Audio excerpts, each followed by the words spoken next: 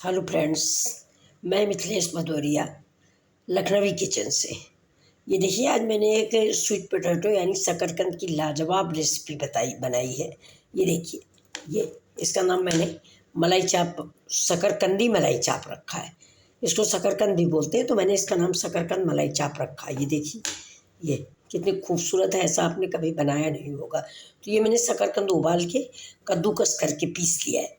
पीसने के बाद उसमें टिक्की सी बनाई है। टिक्की बना के और थोड़ा सा घी लगा के हाथों में उसको ऐसा सेक दिया है। इसके ऊपर मैंने मलाई डाली है, चीनी डाली है और इसके बाद फिर ड्राई फ्रूट से डेकोरेटेड कर दिया है और उसके ऊपर फिर थोड़े से अनार के दाने डाल दिए हैं। देखिए, ये देखिए, ये आपको ये डिश कैसी लगी बनाइएगा और खाइएगा, फिर बताइएगा।